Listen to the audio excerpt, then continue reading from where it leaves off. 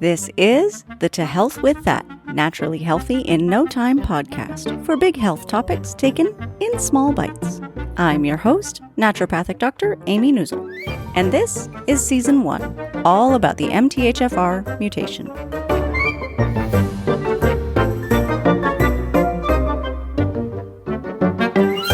Hi, everybody.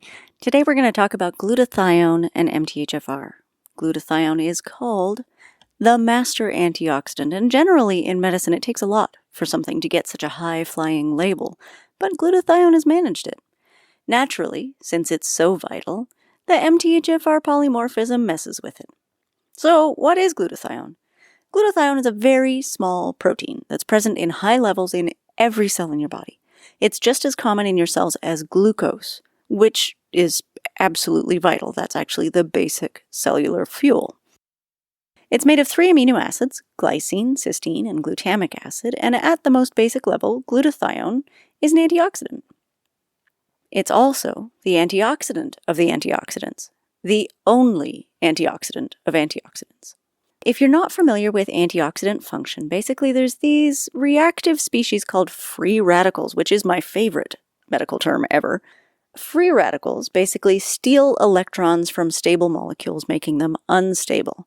Antioxidants have extra electrons that they can donate to neutralize these free radicals. And there's a whole graphic about that on the website, tohealthwiththat.com. So glutathione does this antioxidant thing. It has these extra electrons, so it can neutralize free radicals and other reactive oxygen species. Lots of other compounds do this as well. Vitamin C, vitamin E, vitamin A, alpha-lipoic acid, melatonin, and a host of compounds from fruits, green tea, red wine, and the like. But glutathione can also donate more electrons to other antioxidants, allowing them to work again. Glutathione acts as a cofactor for some antioxidant enzymes.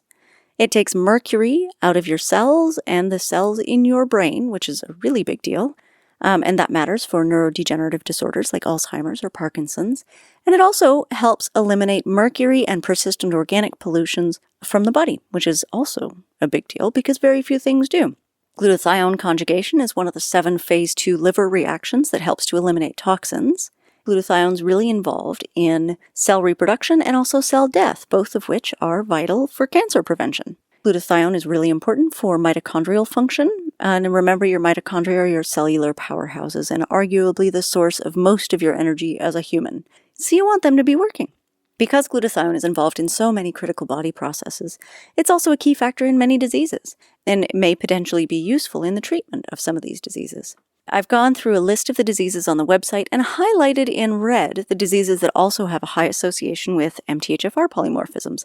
It's no coincidence that more than half of the disorders on the list are highlighted in red. So Alzheimer's disease and Parkinson's, asthma, which is interestingly associated with MTHFR, autoimmune disease like psoriasis, lupus, Sjogren's, Behçet's, and multiple sclerosis, heart attack, biggie, coronary artery disease, preeclampsia, which is basically the high blood pressure of pregnancy, stroke, cataracts, hearing loss, macular degeneration, remember these are all associated with MTHFR as well, glaucoma, non-alcoholic fatty liver disease, cancer, cystic fibrosis, autism, and other spectrum disorders, and of course aging itself, which isn't necessarily associated with the MTHFR mutation, but may be enhanced by the MTHFR mutation. Glutathione and MTHFR, there's something going on here. Could be because glutathione production is lower with the MTHFR polymorphism, because the glutathione actually comes directly off of the methionine cycle, which we know is affected. Or it could be because glutathione use is higher, and actually I think there's a valid case for both of those. I have a graphic on the website, again, of the entire cycle. If you are not a science nerd, it will be entirely uninteresting to you. But if you are, then you might like it just as much as I do. When you look at this cycle, you can see glutathione hanging out in the lower left area as an offshoot of the methionine cycle. Less glutathione production is kind of a bummer on its own, right? And what that means is when you're stuck at the MTHFR gene, basically that cycle is not going to be spinning as well. And so we're not getting to glutathione as often. The case is also very strong for more glutathione use. So when any metabolic process is out of balance, there's usually some tangible fallout. A waste product building up here or some damage going unmanaged there. And this is no exception, right? Homocysteine builds up when this cycle is a little bit jammed. and it can be notoriously high in MTHFR folks. It by itself is inflammatory. Chronic inflammation depletes glutathione, even in the hardiest of folks. Also, if detoxification is log-jammed somewhere, then there's a corresponding buildup of reactive oxygen species, those are our free radicals, and other toxins that are basically running around doing damage. So there are a number of other things that can reduce glutathione, not just MTHFR. Smoking, which is high intake of toxins, increased inflammation, and a draining of the wallet. Not that that list bet has anything to do with glutathione, but still. Smokers are very often the subjects in glutathione research because we can safely assume that they're depleted. Chronic inflammation of any type, antacid use, medications for reflux, or poor digestion in aging, so basically anything that interferes with protein absorption because you need amino acids from protein to make glutathione. Chronic disease of any type, aging, high toxin exposure, and there are some other SNPs that are particularly related to glutathione synthesis. GSTM1, GSTP1, and GSTT1. Don't worry, we can boost your glutathione naturally. Glutathione is generally not very bioavailable when you take it orally because it's like a protein. Proteins are digested like protein, like any other protein. It gets broken down when you eat it. But there is some very effective research on liposomal glutathione, which is a drug dosing method that helps to boost absorption in difficult scenarios. And so research does verify that it does absorb and impact body stores of glutathione when you take it that way.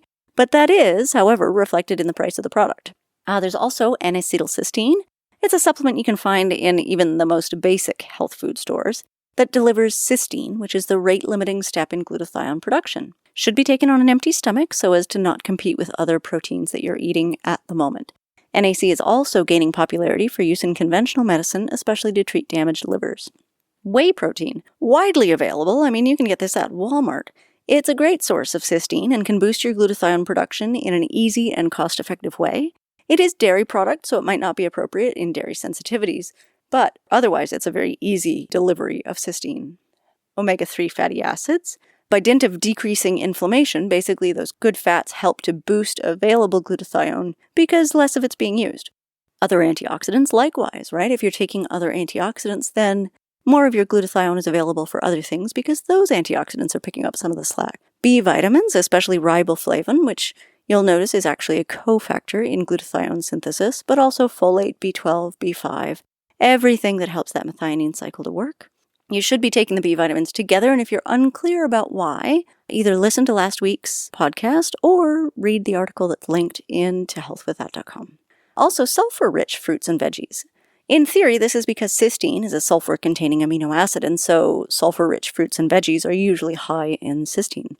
In a quirky twist of near inconceivable coincidence, most of these foods happen to also be high in folate as well. Think asparagus, avocados, spinach, mango, and green beans. And for more high folate foods, there's a whole post on that as well. Selenium, this trace mineral, is often deficient in our Western diet and is crucial for glutathione production.